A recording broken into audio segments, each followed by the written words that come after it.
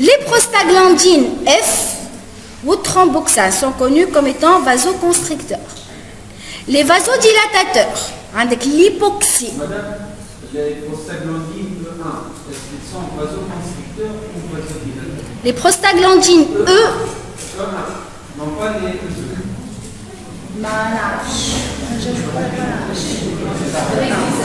Mais les prostaglandines E sont vasodilatateurs. Peut-être E1, mais maintenant, il y a E2.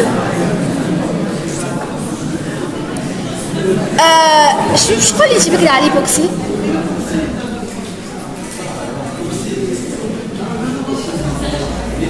L'hypoxie.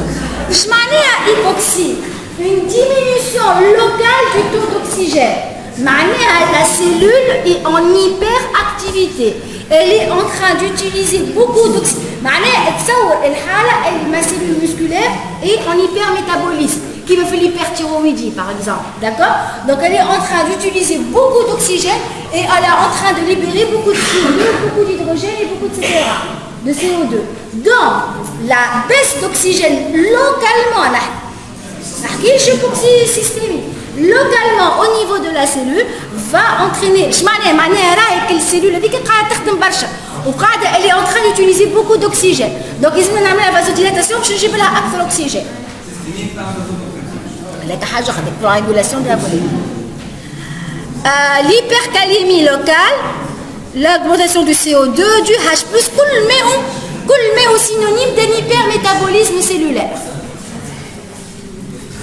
Le bradykinine Z est connu comme étant, d'ailleurs bradykinine, l'histamine aussi, l'endothéline حكينا عليها.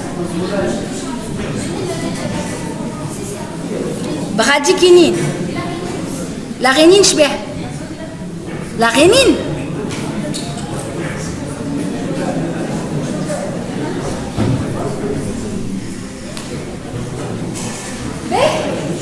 Expliquer la régulation nerveuse de la vasomotricité. La régulation nerveuse de la vasomotricité, la régulation nerveuse de la pression artérielle moyenne. Donc on va en parler, la régulation nerveuse. Mais en tout cas, bien sûr, fait un sympathique ou le catécholamine. Définir par ses composantes hémodynamiques la pression artérielle moyenne. Donc, il y a les formules de la pression artérielle moyenne. Pression artérielle moyenne, la formule c'est fréquence cardiaque fois volume d'éjection systolique fois résistance périphérique totale. Fréquence cardiaque fois volume d'éjection systolique étant égal au débit cardiaque. Ou alors, ZAPAM est égal à pression diastolique plus un tiers de la pression différentielle. Dans la boucle de régulation nerveuse.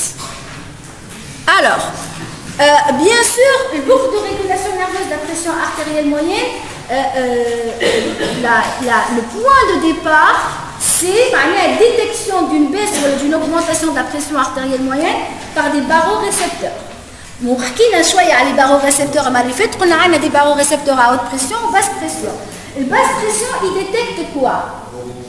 La variation de la volémie.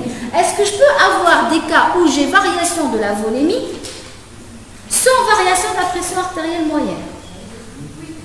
Est-ce que je peux avoir des cas où j'ai une hypovolémie ou une hypotension? Oui, bien sûr.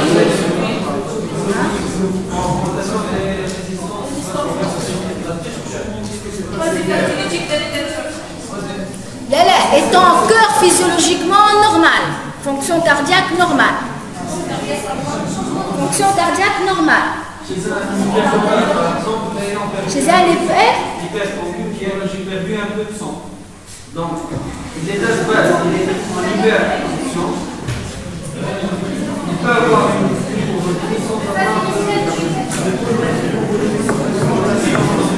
alors, l'hypovolémie, baisse du volume dans les systèmes à basse pression. Hypotension, baisse du volume sanguin à Z, mais dans les systèmes à haute pression. Et ça, on trouve un hémorragie. L'hémorragie, le premier compartiment, c'est le compartiment veineux ou artériel. Généralement, bien sûr, ça dépend où est le saignement, bien sûr. Mais bon, hein, généralement, le système veineux. Capacitif, exactement, c'est le système capacitif.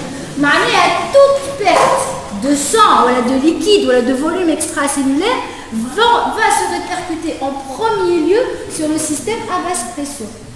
Si mon système à basse pression,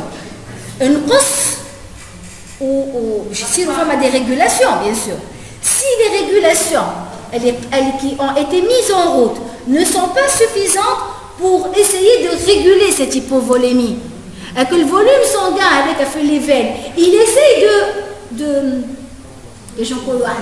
d'essayer de ne pas toucher au vaisseau artériel.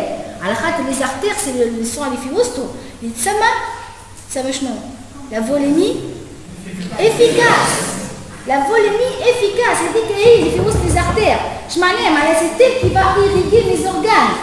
Mais ce n'est pas les veines qui irriguent mes organes, c'est mes artères qui irriguent mes organes. Donc ma volémie efficace, c'est juste mes artères. Donc elle a deux qui me l'hypovolémie. Les artères. Quand le volume les veines, j'essaye de maintenir mes artères, le volume plus ou moins maintenu. Grâce à quoi, je trouve les mécanismes de régulation qui vont se mettre en route, qui essayent de corriger mon volume sanguin sur les veines et ne pas toucher mes artères. Ah voilà, la vénoconstriction. Je connais la vénoconstriction. Le système nerveux sympathique. Donc en cas d'hypovolémie, je vais stimuler mon système nerveux sympathique ou c'est la vénoconstriction pour augmenter bien sûr la quantité de sang qui va arriver au niveau de... Je vais aussi avoir quoi?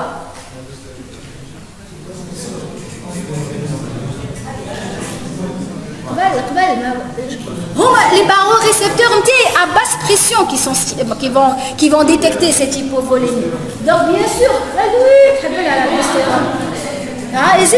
bien sûr au système nerveux sympathique ou les catécholamines à cœur, bien sûr, augmentation de la fréquence cardiaque, augmentation donc de la contraction de mon cœur.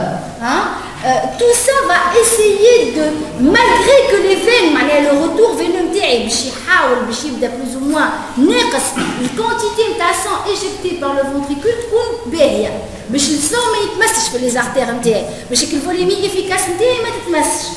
Si maintenant ma volémie est importante, mon hypovolémie est importante, ou les mécanismes de vénoconstriction, ou l'effet du système nerveux à cœur n'a pas permis de garder une pression artérielle moyenne normale. Bien sûr, les barorécepteurs à haute pression vont détecter, il va y avoir nécessairement une chute de la pression artérielle moyenne. C'est-à-dire que, en premier lieu, on dit hypovolémie. Que l'hypovolémie n'est pas corrigée ou elle est importante, les mécanismes de régulation sont dépassés par les événements balchanets, ça va se répercuter nécessairement sur la chute de la pression artérielle moyenne. Si j'ai une chute de la pression, ma fonction cardiaque, etc., normale. Si j'ai une chute de ma pression artérielle moyenne, ça, hypotension, nécessairement, il y a une hypovolémie. Mais ما توصل الشوت تاع البريسيون artérielle moyenne كان على خاطر les veines قبلهم ils ont diminué nécessairement. D'accord? Donc mes barorécepteurs à basse pression sont les premiers ou les derniers à détecter? Les premiers, bien sûr. À basse pression. À basse pression, on met l'oulénine qui agissent. Ou où les barorécepteurs à haute pression si jamais vraiment ma pression artérielle moyenne doit les toucher. Ben, mes barorécepteurs ont détecté, bien sûr, c'est le cas le plus grave. Comme exemple, les questions, c'est l'hypovolémie. Les physiologistes préfèrent l'hypovolémie ou l'hypotension que l'hypervolémie. Il fait régulation quand même. L'hypervolémie,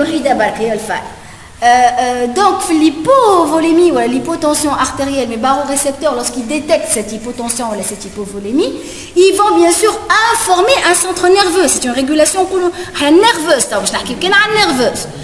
Donc, je connais le centre nerveux. Exactement, le bulbe. Donc, il va y avoir information d'un centre nerveux au niveau du bulbe rachidien.